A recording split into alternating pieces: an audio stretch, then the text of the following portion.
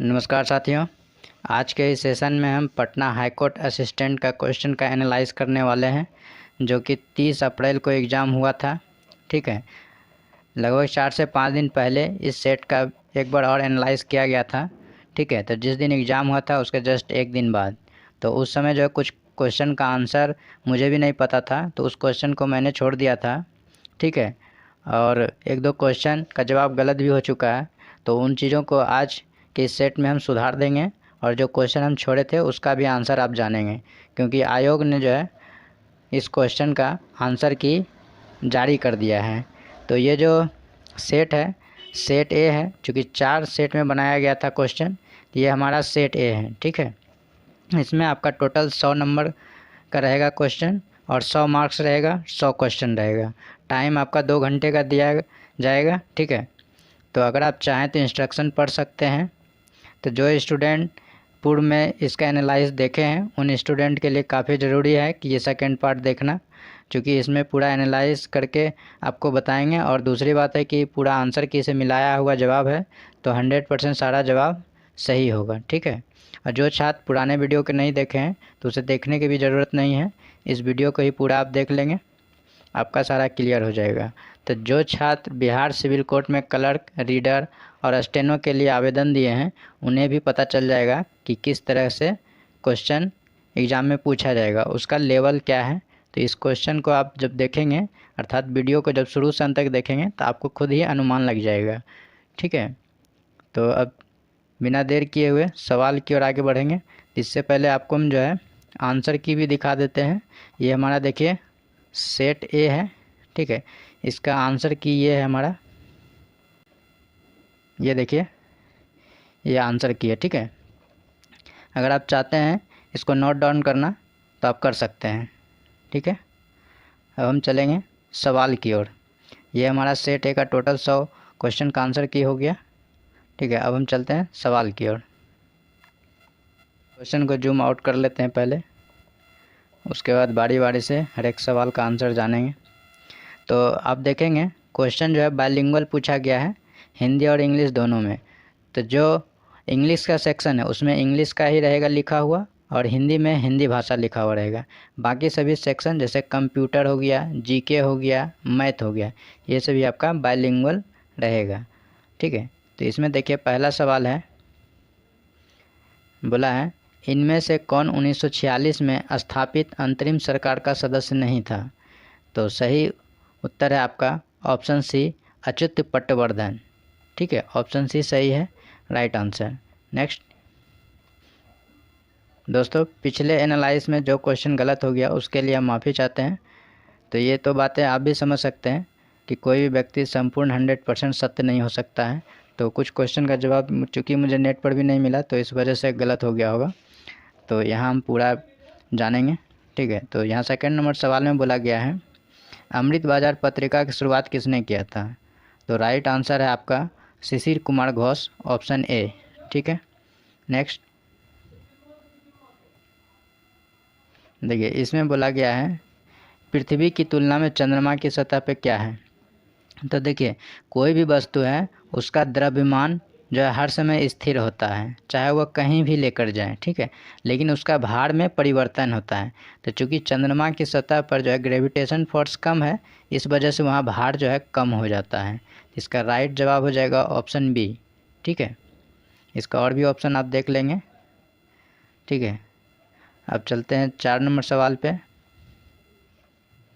4 number सवाल में बोला गया है सामान्यतः किस तिथि को ऑस्ट्रेलिया में सबसे लंबा दिन होता है। तो देखिए पृथ्वी पर 2 ऐसा डेट है जिसमें कि सबसे लंबा दिन होता है, वो होता है 21 जून और 22 दिसंबर। ठीक है, तो ये जो 21 जून है ये आपका उत्तरी गोलार्ध का सबसे बड़ा दिन है, और 22 दिसंबर जो है आपका दक्षिणी गोलार्ध का सबसे बड़ा दिन होता है।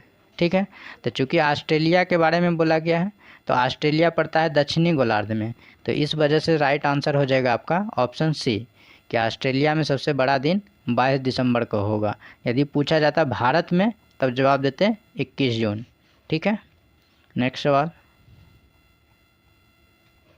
देखिए इसमें बोला गया है जैसे जैसे हम खालिस्तान से खालिस्तान की ओर बढ़ते हैं, दिन और रात की अवधि में अंतर बढ़ता जाता है। तो इसका राइट जवाब है भूमध्य रेखा से ध्रुव की ओर हम बढ़ते हैं तो रात की अवधि में अंतर बढ़ता जाता है। तो राइट आंसर है ऑप्शन ए। नेक्स्ट, यहाँ देखिए 6 नंबर सवाल में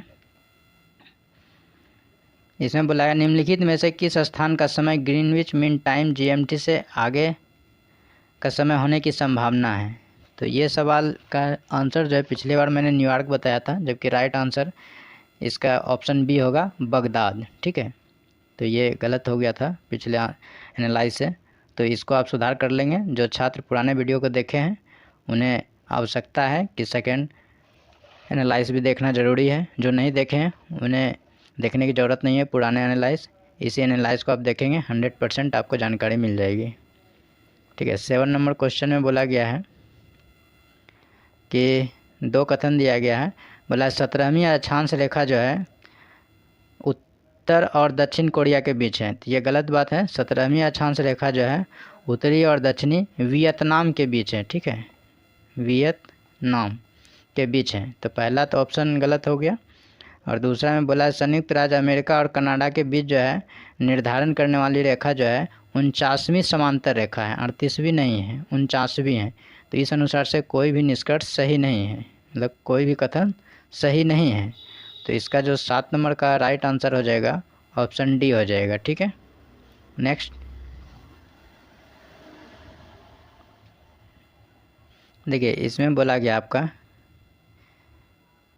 इसका हिंदी वर्जन ले लेते हैं, आपको समझने में सुविधा होगी। इसमें बोला गया है लॉर्ड हार्डिंग ने बंगाल विभाजन रद्द किस वर्ष किया। तो 1911 ईस्वी में किया। ठीक है, तो राइट आंसर हो गया आपका ऑप्शन है। बंगाल विभाजन कब हुआ था? 1905 में हुआ था, ये आपको मालूम होगा। नेक्स्ट 9 नंबर सवाल में देखेंगे, बोला गया है जगदीशपुर के किस व्यक्ति ने 1857 ईस्वी के विप्लव में क्रांतिकारियों का नेतृत्व किया। तो राइट आंसर है Kunwar Singh, option A. Next देखिए 10 नंबर में क्या बोला गया है, इस क्वेश्चन में कन्फ्यूजन था। ठीक है, तो यहाँ पे अभी राइट आंसर बताएंगे। 10 में बोला गया है आपका भारत के नियंत्रक और महालेख परीक्षक कैग के संबंध में निम्नलिखित कथनों पर विचार करें। ठीक है, तो पहला तो पूरा राइट बात है कि भारत के नियंत्रक एवं महालेख परीक्षक कार्यपालिका की संसद के प्रति उत्तरदायित्व को सुरक्षित रखता है, ये तो सही बात है। अगला कथन देखते हैं। देखिए इसमें दूसरा कथन में बोला गया उनके पास लेखा परीक्षा निष्कर्षों को लागू करने की कोई शक्ति नहीं है। ठीक है, तो इसमें कन्फ्यूजन था ये दूसरा वाला पार्ट में।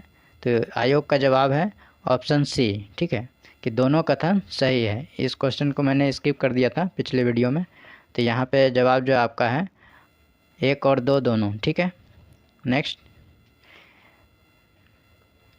दोस्तों इस क्वेश्चन का पीडीएफ हम अपने टेलीग्राम चैनल पर डाल देंगे। ठीक है, तो आप वहाँ से डाउनलोड कर लीजिएगा। अगर ज़रूरत हो तो आप डाउनलोड करके भी आप इस क्वेश्चन को खुद से पढ़ सकते हैं। तो हम डिस्क्रिप्शन बॉक्स में टेलीग्राम चैनल का लिंक दे देंगे। ठीक है, आप वहाँ से ज्वाइन कर जाएंगे, उसके बाद आप जो है इस क्वेश्चन का पीडीएफ डाउनलोड कर लीजिएगा और इसके साथ ही साथ आंसर का भी पीडीएफ दे दूँगा। ठीक है, तो अभी यहाँ पे पूरा एनालाइज देख लीजिए शुरू से अंत तक। ठीक है, तो इसमें देखिए सवाल में बोला गया है 11 नंबर सवाल में निम्नलिखित में से किस केंद्र शासित प्रदेश का राज्यसभा में प्रतिनिधित्व है। तो यहाँ पे देखिए राइट आंसर जो है आपका ऑप्शन सी होगा, जिसमें कि 1, 2 और 3 सही है। लद्दाख का जो है राज्य में प्रतिनिधित्व नहीं होता, बाकी इन तीनों का राज्य में भी प्रतिनिधित्व होता है। तो इसका राइट जवाब हो जाएगा 1, 2, 3 अर्थात ऑप्शन सी। ठीक है, नेक्स्ट इसमें बोला गया है आपका 12 नंबर सवाल में निम्नलिखित में से कौन सा रिट व्यक्तिगत स्वतंत्रता को सुरक्षित करता है। तो बंदी प्रत्यक्षीकरण, ऑप्शन ए राइट आंसर है। नेक्स्ट इसमें देखिए बोला गया भारत के संविधान के तहत निम्नलिखित में से कौन सा मौलिक कर्तव्य नहीं है। ठीक है, तो इसका राइट आंसर है ऑप्शन सी कल्याणकारी राज्य की सुविधा के लिए कर का भुगतान करना। ठीक है, नेक्स्ट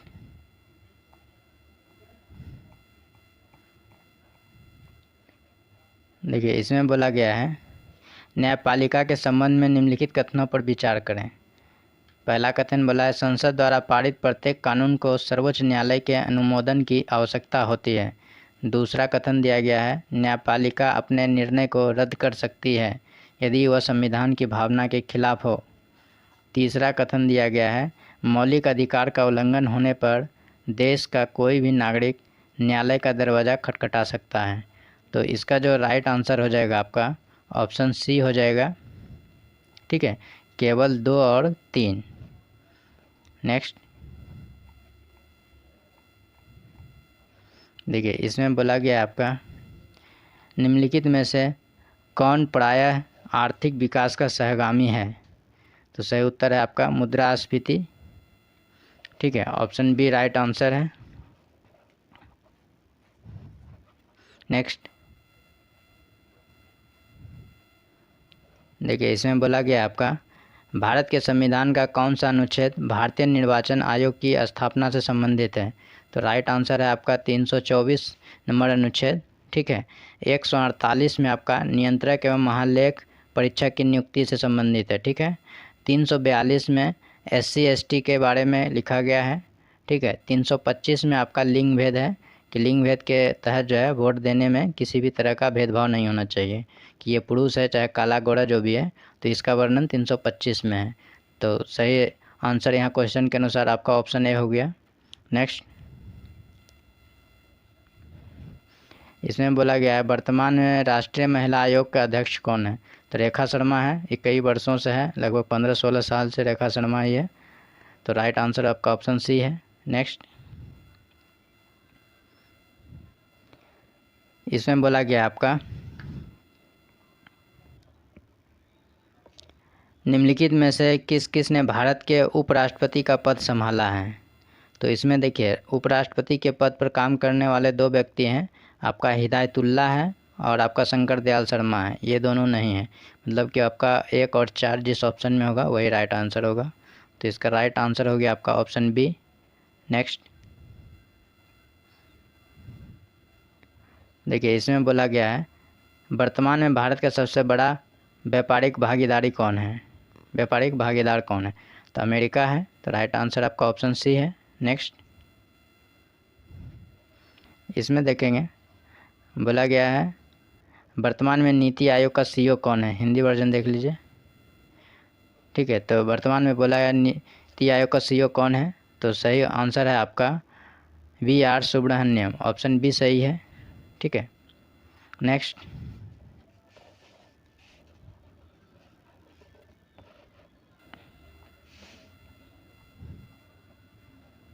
इसमें बोला गया है हमारे शरीर के भार का अधिकतर हिस्सा निम्नलिखित में किससे बना होता है। तो पानी से बना होता है। राइट आंसर ऑप्शन बी है। नेक्स्ट इसमें बोला गया आपका वे देश जिसमें पॉलिश युक्त चावल मुख्य भोजन है वहाँ के लोग सामान्यतः किस बीमारी से ग्रसित हो जाते हैं। देखिए चावल जो हम लोग खाते हैं या फिर पॉलिश वाला जो चावल होता है, जब पॉलिश कर दिया जाता है चावल पर तो उसमें जो है आपका थायमिन नष्ट हो जाता है। आपको पता होगा कि थायमिन नष्ट हो जाता है, जिसके कारण जो है विटामिन बी का लॉस हो जाता है। जब विटामिन बी लॉस हो जाता है तो जिस वजह से बेरी नामक बीमारी होता है। तो इसका राइट आंसर हो जाएगा आपका ऑप्शन सी। नेक्स्ट इस सवाल में बोला गया आपका आइंस्टीन को अपना नोबेल पुरस्कार मिला है। ठीक है, तो आइंस्टीन का यहाँ पे नोबेल पुरस्कार मिला है प्रकाश उत्सर्जन के लिए, प्रकाश विद्युत उत्सर्जन के लिए। ठीक है, तो इसका राइट आंसर हो जाएगा ऑप्शन डी। यहाँ पे कोई भी इस तरह का ऑप्शन नहीं है। सापेक्षता का सिद्धांत E बराबर MC स्क्वायर का सिद्धांत इन्होंने दिया था, लेकिन इसके लिए नोबेल पुरस्कार नहीं मिला है। तो यहाँ पे जो राइट आंसर हो जाएगा ऑप्शन डी हो जाएगा। और ये जो मिला है इसको नोबेल पुरस्कार 1921 ईस्वी में मिला है। ठीक है, प्रकाश विद्युत उत्सर्जन के लिए मिला है। ठीक है, नेक्स्ट इसमें बोला गया है 1 horse power is equal to, मतलब 1 हॉर्स पावर में कितना वाट होता है। तो 746 वाट होता है। ऑप्शन डी सही आंसर है।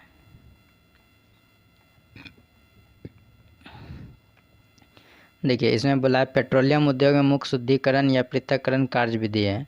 तो पेट्रोलियम को कैसे शुद्ध किया जाता है, तो आसवन विधि के द्वारा किया जाता है। ठीक है, आसवन। ठीक, इसका पूरा नाम होता है प्रभाजी आसवन। ठीक है, आप बुक वगैरह या कहीं नेट पर देखेंगे तो प्रभाजी आसवन लिखता है, तो यहाँ पे प्रभाजी को ही आंशिक कहा जाता है, तो राइट आंसर आपका ऑप्शन बी होगा। ठीक है, नेक्स्ट देखिए यहाँ पे बोला गया है, अब मैथ शुरू हो गया है। 25 सवाल था जीके का। ठीक है, मैथ में बोला गया है यदि संख्या 1005x4 को 8 से पूरी तरह विभाज्य करते हैं तो x के स्थान में छोटा पूर्णांक कौन होगा। तो लास्ट का 3 डिजिट ले लेते हैं 5x4। ठीक है, तो 8 की विभाज्यता का नियम क्या है, लास्ट का 3 डिजिट कटना चाहिए। तो 8 से इसमें भाग देंगे तो कितना रखना होगा छोटा पूर्णांक, तो x के जगह 0 रखते हैं तो 8 6 48, 2 24, 8 3 24, तो ये पूरी तरह से कट जाता है। तो यहाँ पर x के स्थान पे 0 रखने पे सही आंसर आ जाता है, तो राइट आंसर ऑप्शन ए हो जाएगा। नेक्स्ट देखिए, इस सवाल को आपको हम समझा देते हैं। ये सवाल में क्या बोला गया है, जब 4 से भाग देते हैं तो भागफल और शेषफल का योग 8 आता है। ठीक है, मान लेते हैं यहाँ पर 4 से भाग दे रहे हैं तो भागफल पता नहीं है, x मान लिए, और शेष हमारा 8 y आ रहा है। ठीक है, यहाँ y लिख दिए। तो अब बोला है इनका योग 8 आता है, भागफल और शेषफल का। तो यहाँ पे देखिए x प्लस वाई का मान 8 दिया, 8 लिख दिए। फिर बोला इनके वर्गों का योग 34 है, मतलब x का स्क्वायर और y का स्क्वायर, जब दोनों को जोड़ते हैं तो कितना आता है, 34 आता है। ठीक है, बोला संख्या ज्ञात करो। तो यहाँ पे 2 समीकरण मिल गया आपका, यहाँ पे एक समीकरण और यहाँ पे सेकंड समीकरण। तो ये x और y की जगह जो है अगर हम 5 और 3 रख कर चेक करते हैं तो हमारा x और y वैलिड हो जाता है, मतलब समीकरण संतुष्ट हो जाता है। ठीक है, तो आपसे पूछा गया है कि संख्या ज्ञात करना है, तो यहाँ पे आपका संख्या क्या बनेगा, यहाँ पे संख्या बनाएंगे तो ये वाला संख्या जिसको कि भाज्य कहेंगे। तो भाज्य बराबर क्या होता है, भाजक गुना भागफल जोड़ से, भाजक 4 है, भागफल x है, तो 4 इंटू x हो जाएगा, प्लस भागफल शेष कितना है y जोड़ना है। तो अब चलिए 4 में x से गुना करेंगे तो x आया है 5, y आया है 3, तो 4 5 20 प्लस 3 23 हो जाएगा। तो राइट आंसर हो जाएगा आपका ऑप्शन बी। ठीक है, नेक्स्ट देखिए इसमें क्या बोला है, ये आपका सवाल है। बोला 3 अंकों की संख्या है 2a3 को 326 में जोड़ने पर 3 अंकों की संख्या 5b9 प्राप्त होती है जो 9 से विभक्त है। ठीक है, तो बोला 5a माइनस 2b का मान ज्ञात करना है। तो यहाँ पे जो क्वेश्चन बोला है लिख दिए और नीचे में भी लिख दिए 3। ठीक है, 326 जोड़ना था, 326 लिख दिए और हमारा रिजल्ट आ रहा था 5b9, यहाँ पे 5b9 रख दिए। ठीक है, अब बोला क्या 5b9 जो है 9 से भी विभक्त होना चाहिए, तो b के जगह पे ऐसा पार्ट रखेंगे यहाँ पे ताकि 9 से कट जाए। मान लेते हैं 4 रखते हैं तो 9 से कट जाएगा। 9 का विभाज्यता का नियम क्या है, अंकों का योग कटना चाहिए, तो 5 4 9, 9 कट रहा है, तो मतलब b के जगह पे 4 आएगा। जब b के जगह पे 4 आएगा तो निश्चित है कि a के जगह पे 2 रखेंगे तभी 2 और 2 जुटेगा तो 4 आएगा। तो इसका मतलब a का मान 2 हो गया, b का मान 4 हो गया, तो इसमें आप मान रख दीजिए। तो a की जगह 2 रखेंगे तो 5 दूना 10, अब b की जगह 4 रखेंगे तो 4 दूना 8, 10 में से 8 घटाएंगे तो आपका 2 आएगा, तो ऑप्शन बी सही जवाब हो जाएगा। नेक्स्ट इसमें देखें क्या बोला है, 3 मित्र है ABC वृत्ताकार स्टेडियम के गिर्द एक बिंदु से एक साथ दौड़ना आरंभ करता है। ठीक है, तो और वह एक चक्कर क्रम से 24 सेकंड, 36 सेकंड और 30 सेकंड में पूरा करता है। तो बोला है कि कितने समय के बाद वह प्रारंभिक बिंदु पर पुनः मिलेगा। तो कुछ नहीं करना है, सबका LCM निकाल देना है। ठीक है, तो LCM निकाल देंगे, वही आपका राइट जवाब हो जाएगा। तो इसका जो LCM आएगा आपका 24 36 30 का कितना आएगा, 360। ठीक है, तो ये आपका सेकेंड में आएगा। जब इसको मिनट में बदलेंगे तो क्या करेंगे, 60 से भाग दे देंगे तो 6 मिनट हो जाएगा। तो ऑप्शन आपका राइट आंसर ऑप्शन ए हो जाएगा। नेक्स्ट 30 नंबर सवाल में देखेंगे, बोला 20 मीटर लंबे तार को इस प्रकार 2 भाग में बांटा गया है कि एक भाग की लंबाई दूसरे भाग की लंबाई के 2/3 है। मान लेते हैं पहला भाग x है तो दूसरा कितना हो जाएगा 20 - x। ठीक है, कहीं को 2 पार्ट में बांटना है तो यहाँ पे दूसरा पार्ट 20 - x लिख दिए। बोला 2/3 गुने हो जाते हैं, इसमें 2/3 से गुना कर दिए। तो यहाँ पे x का मान निकाल लिए तो 8 आया। तो बोला लंबे टुकड़े की लंबाई कितनी होगी। तो लंबा निकालेंगे तो क्या करेंगे, 20 में से x को घटा देंगे, मतलब 8 को घटा देंगे तो 12 मीटर आएगा। तो राइट आंसर ऑप्शन सी हो जाएगा। जिस क्वेश्चन को आप स्क्रीनशॉट लेना चाहते हैं ले सकते हैं, ठीक है। ये देखिए 31 नंबर सवाल में बोला गया है, गणतंत्र दिवस पर 450 बच्चों में एक समान मिठाई बांटनी थी, ठीक है। परंतु उस दिन 150 बच्चा अनुपस्थित रहने के कारण प्रत्येक बच्चे को 3 मिठाई जो है अतिरिक्त मिला। तो प्रत्येक बच्चों को कितनी मिठाइयाँ मिली। तो देखिए मान लेते हैं कुल मिठाई की संख्या x है, 450 बच्चा था तो x में 450 से भाग दे देंगे तो मिठाई की संख्या निकल जाएगी। लेकिन क्या बोला 150 बच्चा एक बार क्या हुआ नहीं आया, तो इसका मतलब 300 बच्चा आया। तो जब टोटल मिठाई में 300 से भाग देंगे तो उस समय भी मिठाई की संख्या निकलेगी। तो यहाँ बोला 3 मिठाई अतिरिक्त हो जाती है, जब दोनों को घटा देंगे तो एक्स्ट्रा मिठाई की संख्या निकल जाएगा। तो यहाँ से जो है हम x का मान निकाल लेंगे, ठीक है। यहाँ से x का जब मान निकालेंगे तो आपका आएगा कितना, 9 आएगा, ठीक है। तो 9 आएगा। तो 9 हमारा क्या है, पूरी मिठाई की संख्या, सॉरी x का मान जो है हमारा 9 नहीं आएगा, x का मान आएगा 2700, ठीक है। तो वहाँ सवाल में क्या बोला है, प्रत्येक बच्चे को कितनी मिठाई मिली। तो उस दिन जो बच्चा था कितना बच्चा था, 450 टोटल बच्चा था, लेकिन एब्सेंट था 150। तो प्रेजेंट बच्चा में ही मिठाई बटी थी। तो 300 बच्चा था, तो 300 बच्चा को जो है मिठाई मिलेगा। तो कुल मिठाई की संख्या 2700 है। 300 मिठाई बांटेंगे, मतलब 300 बच्चा मिठाई बांटेंगे तो 9 मिठाई मिलेगा। तो राइट आंसर हो जाएगा आपका ऑप्शन सी, ठीक है। 32 नंबर सवाल में चलेंगे। ये सवाल थोड़ा कैलकुलेटिव है, ठीक है, ज़्यादा कठिन है नहीं, लेकिन वही थोड़ा टाइम टेकन सवाल है। तो आपको वक्त मिलेगा उतना बनाने का, बना लेंगे। देखिए बोला 600 रुपये को जो है 3 भाग में बांटा गया ABC में। तो मान लीजिए यहाँ पे A + B + C 600 है, ठीक है। फिर बोला A का भाग जो है 2/5 से 40 अधिक है। यहाँ पे लिख दिए A का भाग जो है 40 है, अधिक है। इसी तरह से B का भाग का तुलना कर दिए, सब आपस में बोला क्या बराबर है। क्वेश्चन के अनुसार सबको बराबर कर दिए, ठीक है यहाँ तक। अब आगे चलते हैं। तो यहाँ पर A रखा हुआ है, तो A का मान पूछा ही है तो A को छोड़ दिए, B का मान रख देंगे यहाँ पे। तो इन दोनों से B का मान निकाल लिए, इतना आया। और उसके बाद इनसे और इससे तुलना किए, ठीक है। इन दोनों से तुलना करने में C का मान निकाल लिए, C का मान निकाल लिए तो इतना आया। अब देखिए B का मान और C का मान, यहाँ पे B का मान यहाँ पे C का मान रख के हल कर दीजिए भिन्न के जोड़ घटाव की तरह। तो यहाँ पर से A का मान निकल जाएगा। तो राइट आंसर हो जाएगा आपका ऑप्शन सी, 150 रुपये आएगा, ठीक है। तो इसको हल कर लीजिएगा आप लोग। नेक्स्ट देखिए इसमें क्या बोला है, बोला है रोहित कुछ निश्चित दिनों की यात्रा पर निकला, उसके पास 36 रुपये खर्च करने के लिए थे। यदि वह अपनी यात्रा की अवधि में 4 दिन और बढ़ा दे तो उसका खर्च 30 रुपया प्रतिदिन कम करना होगा।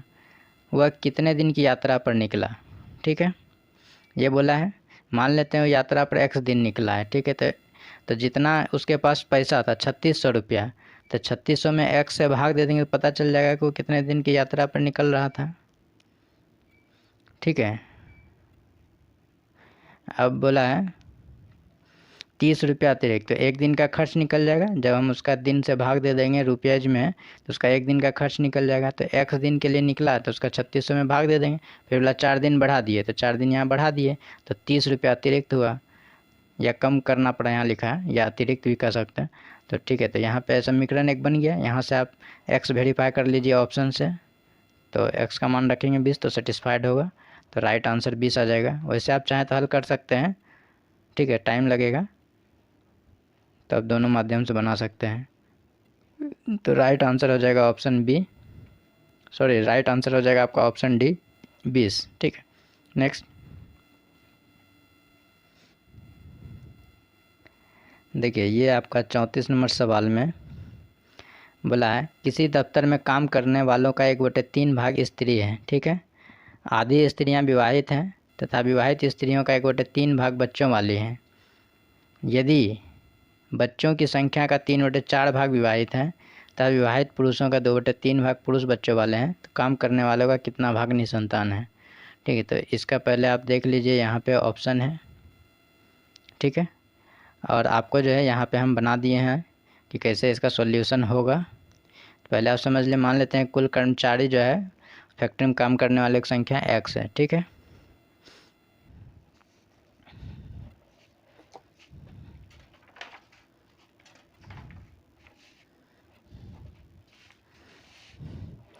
तो उसमें से जो बोला कि स्त्री की संख्या 1/3 है, तो x/3 हो गया। फिर बोला आधी स्त्रियां विवाहित हैं, तो x/3 का आधी कर दिए तो x/6 आ गया। ठीक है, और फिर बोला कि विवाहित स्त्रियों का 1/3 भाग बच्चा है, बच्चा वाला है, तो x/3 का 1/3 भाग करेंगे तो x/18 हो जाएगा। ठीक है, फिर बोला क्या, यदि पुरुषों की संख्या का 3/4 भाग विवाहित है। ठीक है, तो 3/4 भाग क्या विवाहित है, तो महिला मेरा x/3 हुआ और कुल है x, तो घटा देंगे तो पुरुष की संख्या निकल जाएगा। तो यहाँ पे पुरुष आ गया 2x/3 और बोला इसका 3/4 भाग विवाहित हैं, तो विवाहित ये वाली संख्या हो गया। जब इसको हल करेंगे तो x/2 आएगा। ठीक है, फिर बोला बच्चों वाला पुरुष जो है 2/3 भाग है, तो इसमें 2/3 भाग से गुना कर दिए तो x/3 आया। ठीक है, फिर बोला क्या, काम करने वाले निसंतान बच्चा का भाग बताना है। ठीक है, तो यहाँ पे हम पूरा पहले बच्चा जान लिए कि स्त्री और पुरुष वाला कितना बच्चा है, तो दोनों को जोड़ दिए। यहाँ पर x/18 था और यहाँ पर x/3 था, तो टोटल कितना हो गया 7x/18। तो ये हुआ बच्चा वाला संख्या। तो लेकिन सवाल में बोला गया है निसंतान, तो इसको क्या करेंगे, x में घटा देंगे तो कितना आएगा 11x/18, तो x तो ख़त्म हो जाएगा, तो 11/18 होगा। तो ऑप्शन बी राइट आंसर हो जाएगा। ठीक है, नेक्स्ट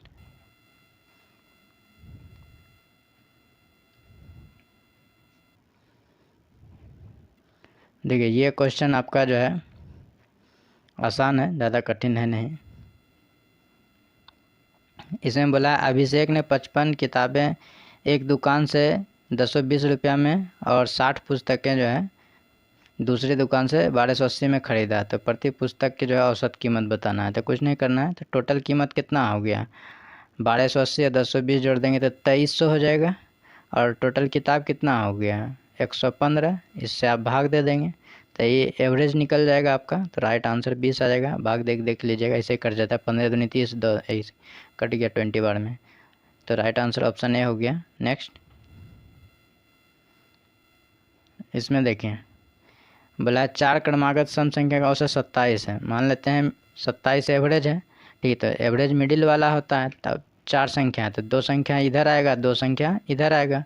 तो सम संख्या का औसत बोला है, तो 27 के बाद सम संख्या कितना होता है 28, 28 के बाद कितना हो जाएगा, जब सम संख्या लेंगे तो 30।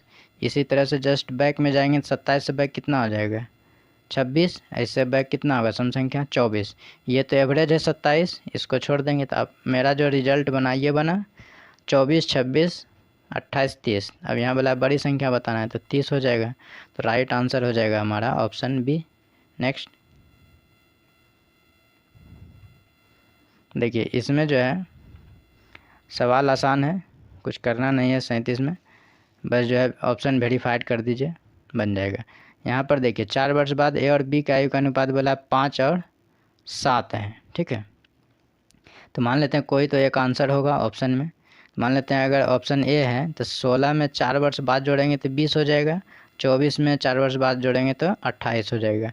इसको चेक करिए तो 5 और 7 के रेशियो में आता है कि नहीं। 5 चौक 20, 7 चौक 28, वेरीफाई हो गया। अब इसी तरह से 6 वर्ष बाद करके चेक कर लेंगे, तो 16 में 6 जोड़ेंगे तो कितना होगा 22, 24 में 6 जोड़ेंगे कितना होगा 30। अब इसको चेक करेंगे अनुपात 11 और 15 पूरा रहा है कि नहीं, तो 11 दूनी 22, 15 दूनी 30, ये भी पूरा रहा है। तो राइट आंसर ऑप्शन ए हो जाएगा। अगर ये नहीं होता तो दूसरा ऑप्शन चेक करते हैं, जब ऑप्शन वेरीफाइड हो गया तो यही राइट जवाब होगा। ठीक है, नेक्स्ट वैसे आप चाहें तो नॉर्मल मेथड से भी बना सकते हैं, मान रख के एक्स वाई करके। ये तो आसान सवाल है, 10% कमी कर दिया गया है तो 10/90 हो जाएगा इंटू 100, तो ये राइट आंसर हो जाएगा ऑप्शन बी। नेक्स्ट देखिए इसमें क्या बोला है, एक वस्तु का अंकित मूल्य 50 रुपये है, 20% का बट्टा देता है, ठीक है। तो इससे 20% बट्टा देने के बाद जो है उसका हम विक्रय मूल्य निकाल लिए अंकित मूल्य से, ठीक है। तो 20% बट्टा देंगे तो 80% निकालना होगा, तो हमारा एसपी निकल जाएगा कितना, 40 रुपये।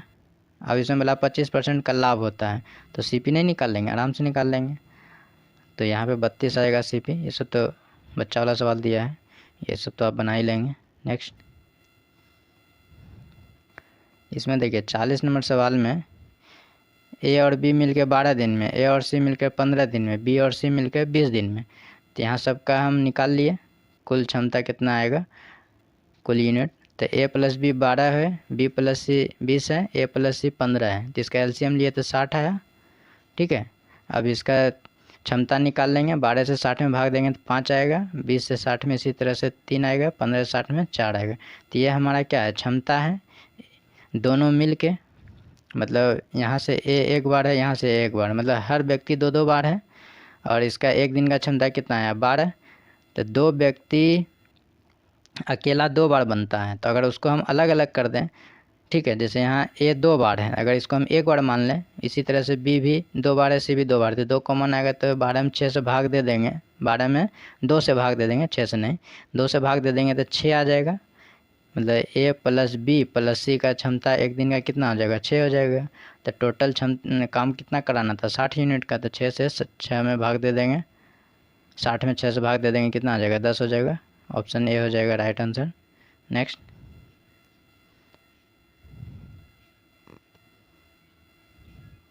अब देखिए ये जो है हमारा, ये रीजनिंग है, ठीक है।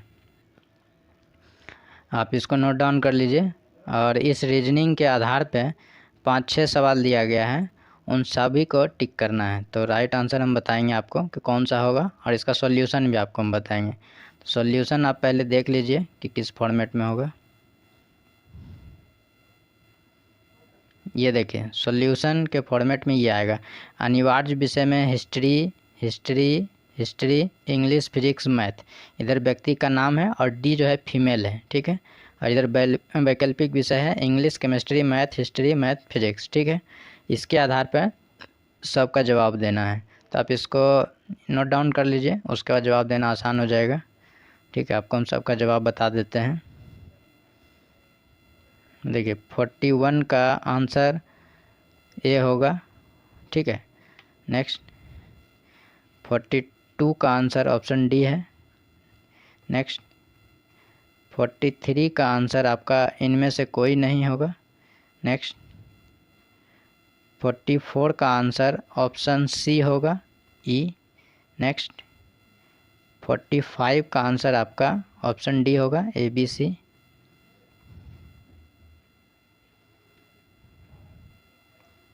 देखिए 46 नंबर सवाल में बोला गया है ए बी सी जी परिवार में जो है A B C D E F सदस्य 6 सदस्य हैं और यात्रा कर रहा है। तो यहाँ पर बोला है बी सी जो है, बी जो है सी का बेटा है। तो यहाँ पे देखिए बी है, यहाँ पे सी है, बेटा हो गया, लेकिन सी बी की माँ नहीं है।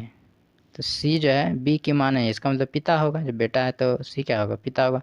इसके ऊपर पिता लिख दिए, ठीक है। ए और सी एक शादीशुदा जोड़ा है, तो ए जब शादीशुदा जोड़ा है तो ए क्या हो जाएगा, माँ हो जाएगा, और सी की पत्नी हो जाएगी। फिर बोला ई सी का भाई है, ई यहाँ पे है, सॉरी ई यहाँ पे है, सी का भाई है, तो यहाँ पे सी था तो सी यहाँ भाई है। डी ए की बेटी है, डी यहाँ पे ए की बेटी है। जहाँ पे माइनस लिखा है वो क्या है, महिला है, जहाँ पे प्लस लिखे हैं वो पुरुष हैं। तो बोला परिवार में कुल कितना सदस्य हैं, तो परिवार में कुल कितना सदस्य, तो 6 सदस्य हैं, और उसमें बोला पुरुष सदस्य कितना है, पुरुष बोला है, तो 4 हो जाएगा, ठीक है। एक यहाँ पे प्लस, यहाँ पे प्लस, यहाँ पे 3 प्लस और एक पिताजी, 4 लोग हो जाएगा पुरुष वाला। नेक्स्ट, देखिए इसमें रीजनिंग है, यहाँ पे क्या बढ़ाएगा, सबका वर्ग दिया है, 1 का 3 का 5 का 7 का, फिर 9 का वर्ग चलेगा तो 81 हो जाएगा। ऑप्शन बी राइट आंसर हो जाएगा। नेक्स्ट, देखिए इसमें बोला विषम संख्या बताना है, तो ऑप्शन ए सही है। नेक्स्ट 339, इसमें देखिए रीजनिंग है, इसमें देखिए 2 लाइन है, 3 लाइन है, 4 लाइन है। अब इस बार जो आएगा वो 5 लाइन वाला बनेगा, तो ऑप्शन बी राइट आंसर हो जाएगा। 50 नंबर सवाल में देखिए 3 लाइन क्रॉस कर करके दिया गया है, 3 लाइन करके। और उसके बाद देखिए इसमें जो है 2 लाइन दिया गया है, 1 लाइन कम कर दिया है, फिर उसके बाद इस तरफ से 2 लाइन बनाया गया है, 1 लाइन कम कर दिया गया है। तो इस बार क्या होगा, इस तरफ से एक ही लाइन रहेगा, 1 लाइन कम हो जाएगा, तो राइट आंसर आपका ऑप्शन डी हो जाएगा। नेक्स्ट देखिए अभी इंग्लिश सेक्शन शुरू होता है, ठीक है। तो यहाँ पे पहला सवाल में बोला गया है, देखिए नियरेस्ट मीनिंग सिमिलर वर्ड बताना है आपको, ठीक है। तो बोला है डबल इंटेंडेड, या डबल इंटेंडेड का अर्थ होता है एक फ्रेज का 2 अर्थ, ठीक है। तो राइट आंसर हो जाएगा आपका ऑप्शन सी। नेक्स्ट देखिए 52 नंबर में क्या है, इसमें बोला है सरकम लोकेशन। सरकम लोकेशन का अर्थ होता है घुमा फिरा कर कहना, ठीक है। तो इसका सही उत्तर हो जाएगा आपका वर्डीनेस, उबाऊ, ठीक है। ऑप्शन डी सही होगा। नेक्स्ट इसमें बोला गया है कॉन्ट्रैम्प्ट्स। कॉन्ट्रैम्प्ट्स का अर्थ होता है दुर्भाग्य या छोटी मोटी विवाद, हल्की फुल्की झगड़ा, ठीक है। तो इसका सिमिलर वर्ड हो जाएगा आपका एम्ब्रेसिंग मिसहैप, ठीक है। इलीगल गुड्स ये सब तो होगा ना, गैर कानूनी सामान में रेस्टलेस बेचैन ये सब तो होगा ना, रिवोल्ट क्रांतिकारी ये सब तो होगा ना, यही आंसर होगा। नेक्स्ट इसमें देखिए बोला है क्या, कैथेराइसिस। कैथेराइसिस होता है क्या, जैसे आप नाटक वगैरह कहीं कुछ देखते हैं तो उग्र वगैरह यदि हो जाते हैं तो उसका अपोजिट मीनिंग होता है, मतलब वहाँ पे शांति का जो भावना होता है उसे बोलते हैं कैथेराइसिस। तो इसका सही अर्थ होता है भाव शांति या साफ हो जाना, ठीक है। तो यहाँ पे देखिए चारों का ऑप्शन समझ लेते हैं पहले। इमोशनल रिलीज, मतलब भाव शांति वाला मीनिंग आ रहा है, साफ हो जाना का अर्थ नहीं आ रहा है, तो ये इसके अनुसार से तो आपका ऑप्शन ए सही हो जाएगा। एक्सट्रीम एग्जॉस्टन, तो देखिए एक्सट्रीम माने बहुत ज़्यादा, एक्सॉशन माने थकावट, तो ये तो होगा ना। इंटेंसिटी माने तीव्रता, ये सब भी नहीं होगा। एग्जीबिशन ऑफ करेज, करेज में साहस, और एग्जीबिशन का अर्थ होता है प्रदर्शनी, ठीक है। तो साहस का प्रदर्शन हो जाएगा यहाँ पे, तो राइट आंसर आपका ऑप्शन ए हो जाएगा। नेक्स्ट देखिए 55 नंबर सवाल में बोला है रेलिंक्विश। रेलिंक्विश का अर्थ होता है आपका त्यागना, तो गिव अप हो जाएगा right answer option A. Next इसमें देखिए बोला गया आपका अपोजिट मीनिंग बताना है, ठीक है। फोर्टिट्यूड का अर्थ होता है आपका क्या, धैर्य। धैर्य का उल्टा क्या आ जाएगा, टिमिडिटी। टिमिड क्या होता है, डरना, ठीक है। तो ऑप्शन ए हो जाएगा, यहाँ पे धैर्य या हिम्मत होता है, ठीक है। तो टिमिडिटी हो जाएगा सही आंसर। लेग्जिटी का अर्थ होता है ढीला, ठीक है। प्लेसिडिटी, प्लेसिड का अर्थ होता है शांति सौम्यता, ठीक है। और एम्बिशन का अर्थ होता है अभिलाषा या इच्छा, तो सही आंसर आपका ऑप्शन ए हो गया। 57 नंबर में आप देखेंगे बोला लेकोनिक। लेकोनिक का अर्थ होता है संक्षेप, ठीक है। तो टर्स का भी अर्थ होता है यही संक्षेप, तो आपको अपोजिट देना, तो लोकेशियस हो जाएगा, बाचाल जिसको कहते हैं, खूब बोलता है जिसको। कर्ट, CURT, कर्ट, कर्ट का अर्थ होता है तीखी टिप्पणी, ठीक है। सेगासियस बुद्धि होता है, तो एडजेक्टिव बनाया है तो सेगासियस का हो जाएगा बुद्धिमत्ता। नेक्स्ट देखिए इसमें बोला गया है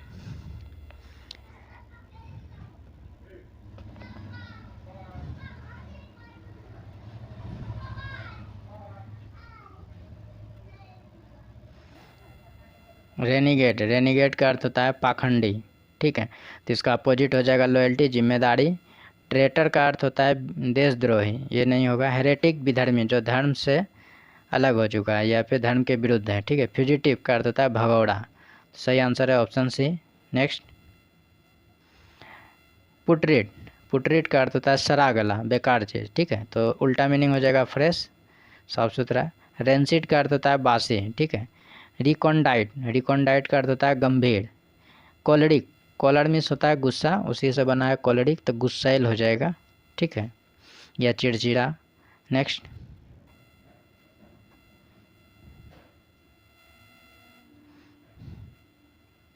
देखिए इसमें बोला है प्लिनरी। प्लिनरी का अर्थ होता है आपका परिपूर्ण, ठीक है। प्लीनरी का अर्थ क्या होता है? परिपूर्ण, संपूर्ण, ठीक है। तो इसका राइट आंसर क्या हो जाएगा? और दोनों ऑप्शन आप देख लीजिए, ये आपका ऑप्शन है। कॉन्फिडेंशियल गुप्त होता है, माइस्टीरियस गुप्त, ये दोनों तो सेम मीनिंग का अर्थ है, तो ये तो ऐसे भी ऑप्शन नहीं होगा दोनों।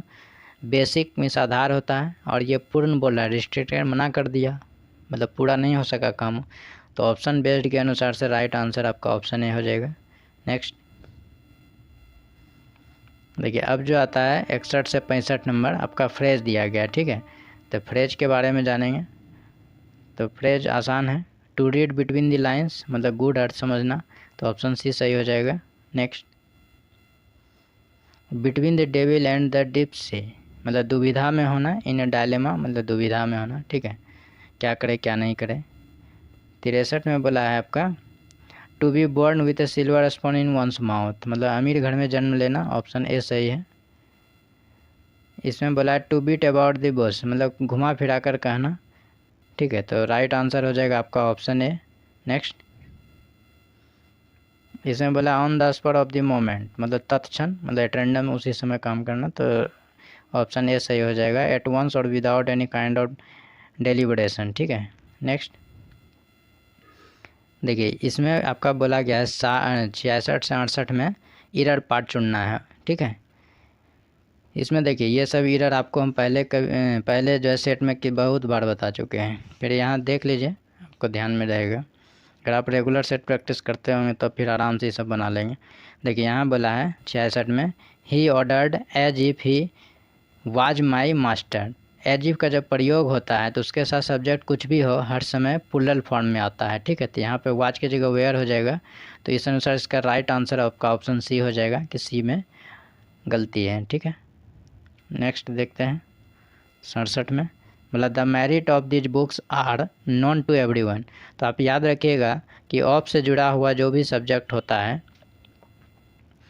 तो यहाँ पे दो सब्जेक्ट है, दीज बुक्स और मेरिट।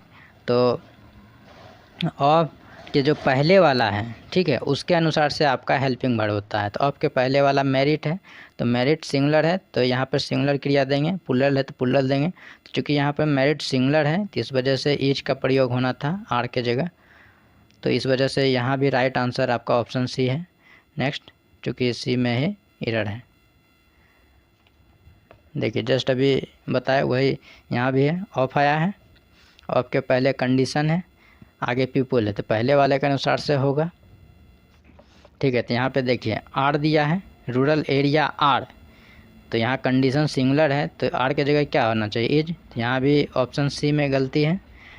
नेक्स्ट क्वेश्चन में देखेंगे तो राइट आंसर आपका यहाँ ऑप्शन सी हो गया। अब नेक्स्ट सवाल में देखेंगे, देखिए इसमें क्या बोला है, खाली स्थान भरना है, दो खाली स्थान दिया है, ठीक है। तो आपके लिए हम सारे ऑप्शन का इंग्लिश का हिंदी कर दिए ताकि आपको समझने में आसानी हो, ठीक है। पिछले बार जब हम आपको आंसर बता रहे थे तो इसमें ध्यान नहीं क्या बताए थे, वैसे पिछले बार बताए होंगे तो ये वाला ज़्यादा एग्जैक्ट लग रहा था। इससे भी आपको हम हिंदी करके बता देते हैं, और ऑप्शन ए से भी हिंदी करके अर्थ बता देते हैं। तो ये हम जो बताए होंगे ये वाला आंसर, और आयोग जो आंसर देता है ऑप्शन ए देता है, ठीक है।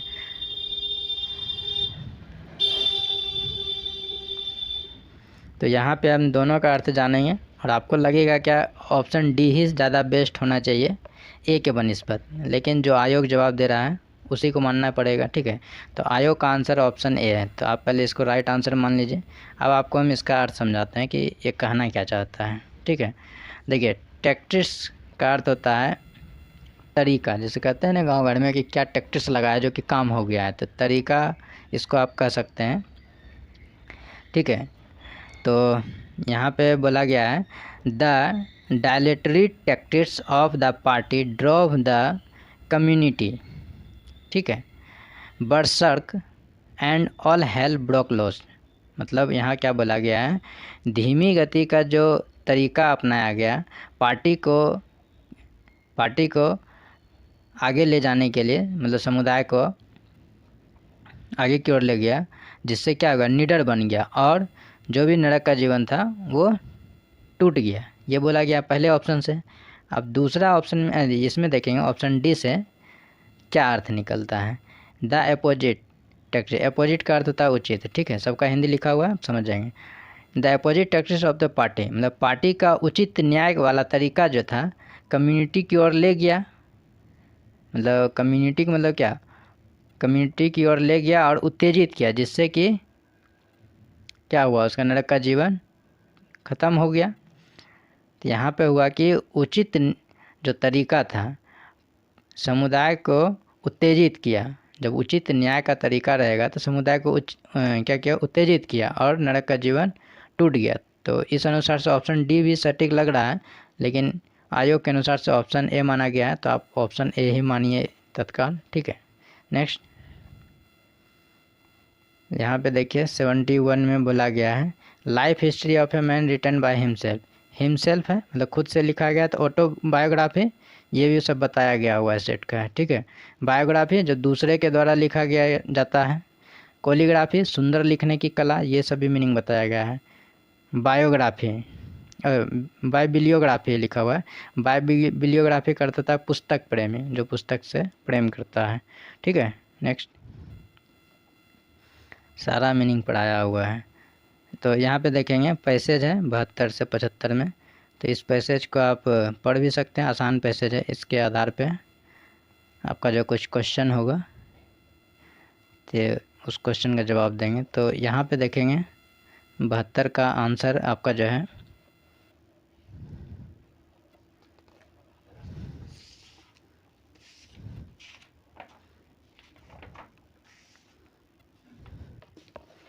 बी होगा, ठीक है।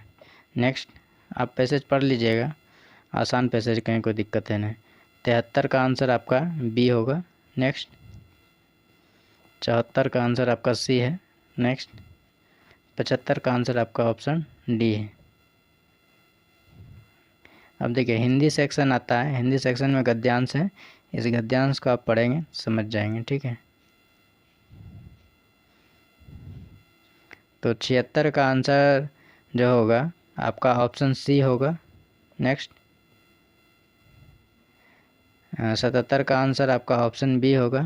नेक्स्ट जबकि यहाँ मस्तूलों की बहार और असंख्य मस्तूल दोनों का सेम ही अर्थ आता है, लेकिन आयोग जवाब देता है ऑप्शन बी। नेक्स्ट देखिए इसमें बोला गया है त्राही त्राही मत जाने का अर्थ है क्या, हाहाकार मत जाना, ऑप्शन डी सही आंसर है। इसमें बोला गया टक्कर लेने का अर्थ बताना है, तो मुकाबला करना हो जाएगा, ऑप्शन बी। शुद्ध बर्तनी वाला शब्द बताना है, प्रतिवादी, ऑप्शन ए सही है। नेक्स्ट प्रति उत्तर का संधि विच्छेद बताना है, तो ऑप्शन बी हो जाएगा सही, प्रति जड़ उत्तर। निर्वासित में प्रत्यय बताना है, तो इत प्रत्यय है, ऑप्शन डी सही आंसर है। नेक्स्ट पुरोहित में उपसर्ग बताना है, तो पूरा हो जाएगा, क्योंकि पुरोहित का जब संधि विच्छेद करते हैं तो पूरा जोड़ हित करते हैं, ठीक है, इस वजह से पूरा हो जाएगा उपसर्ग, ठीक है। नेक्स्ट इसमें बोला गया लंबोदर कौन सा समास है, तो बहुव्रीहि समास है। नेक्स्ट उत्कर्ष का विशेषण क्या हो जाएगा, उत्कृष्ट हो जाएगा, ठीक है, ऑप्शन सी। इसमें बोला है पर्यायवाची शब्द बताना है, दामिनी, दामिनी, चंचल, चपला, ये सब क्या है, विद्युत का पर्यायवाची शब्द है, तो ऑप्शन डी सही है। मरकट, मरकट का पर्यायवाची क्या है, बंदर है, ऑप्शन सी सही है। गरिमा का विलोम क्या हो जाएगा, लघिमा, ऑप्शन बी सही है। नेक्स्ट जिजीविषा का अर्थ क्या, जीने की इच्छा या जीवन की इच्छा, ऑप्शन बी सही है। डिंग हाँकना का क्या अर्थ होगा, सेकी बगाड़ना, ऑप्शन ए सही है। अब आता है कंप्यूटर सेक्शन, इसमें बोला द्वितीय पीढ़ी कंप्यूटर में प्रयोग किया गया था, द्वितीय पीढ़ी में ट्रांजिस्टर का प्रयोग किया गया था, ठीक है, और पहली पीढ़ी में वैक्यूम ट्यूब का, तीसरी और चौथी पीढ़ी में माइक्रो प्रोसेसर का, ठीक है, और पाँचवीं पीढ़ी में कृत्रिम बुद्धि का। तो कंप्यूटर का भी हम आपके लिए क्वेश्चन लाएंगे, ठीक है, तो आप उन पूरा वीडियो को देखिएगा। कंप्यूटर वाला सेक्शन 200 क्वेश्चन रहेगा, जिसमें कि पूरा क्वेश्चन कवर कर दिया गया है, ठीक है, तो उसी सबसे ये भी क्वेश्चन आया है। नेक्स्ट अभी हम वीडियो चढ़ाए नहीं हैं, कुछ दिन में अपलोड कर देंगे। तो इसमें देखिए बोला है 92 नंबर सवाल में desktop computer, laptop computers tablets और स्मार्ट में विभिन्न प्रकार के हैं, क्या है? माइक्रो कंप्यूटर्स है, तो ऑप्शन सी सही है। नेक्स्ट,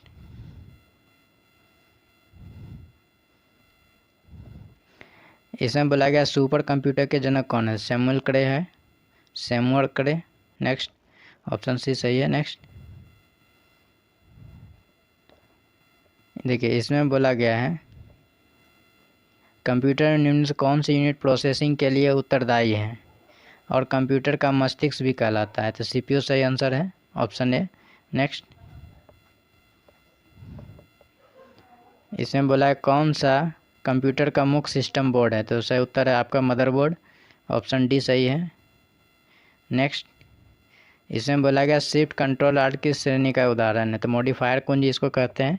इसको मॉडिफायर इसलिए कहते हैं कि शिफ्ट या कंट्रोल के साथ एक विशेष प्रकार काम करते हैं, जैसे कंट्रोल प्लस आर से, कंट्रोल प्लस ए से क्या होता है? Select all. Control plus Z से क्या होता है? अंडू। इस तरह से कंट्रोल दबाने के साथ साथ दूसरा की दबाते हैं तो इसका प्रयोग क्या होता है? मॉडिफाई हो जाता है, मतलब चेंज हो जाता है, इसलिए इन सभी को हम कहते हैं मॉडिफायर की। ठीक है, तो शिफ्ट के साथ भी ऐसा ही काम होता है। ठीक है, तो नेक्स्ट, इसमें बोला गया कैड का पूरा नाम बताना था। Computer aided design, option D. ये सब भी जब कंप्यूटर का सेट पढ़ाते थे तो ये सब भी बताया हुआ चीज़ है। नेक्स्ट, चलिए इसमें अब देख लेते हैं 98 में, 98 ही आएगा, है ना। देखिए इसमें बोला गया आपका कि अस्थायी रूप से संग्रहित डाटा के लिए उपयोग किया जाने वाला था। कैश डाटा होता है अस्थायी, ठीक है। रैम भी आपका वो अस्थायी डाटा है, ठीक है। नेक्स्ट, देखिए इसमें बोला गया आपका ओपन सोर्स सॉफ्टवेयर नहीं है, ठीक है। पहले समझते हैं कि ओपन सोर्स सॉफ्टवेयर क्या है। जो सॉफ्टवेयर फ्री में मिल जाता है, ठीक है, जैसे लाइनेक्स, ठीक है, मोजिला फायरफॉक्स, ये सब क्या है आप डाउनलोड कर सकते हैं, ये सब के लिए पैसा नहीं लगता है, तो ओपन है, एकदम सर्वविदित है।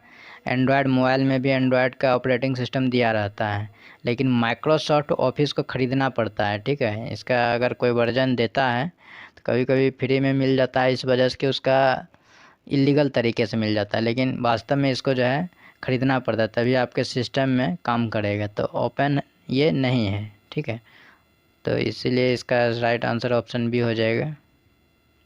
नेक्स्ट, आखिरी सवाल है 100 नंबर, ये तो आसान सवाल है।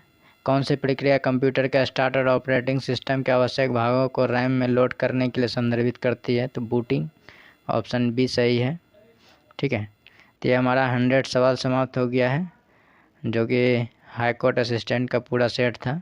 उम्मीद है कि आप सारे प्रश्नों का जवाब जान पाए। अगर किसी भी तरह का त्रुटि हो आपके मन में तो आप हमें कमेंट करके बताएं, या टेलीग्राम पे या फिर व्हाट्सएप पे, ठीक है।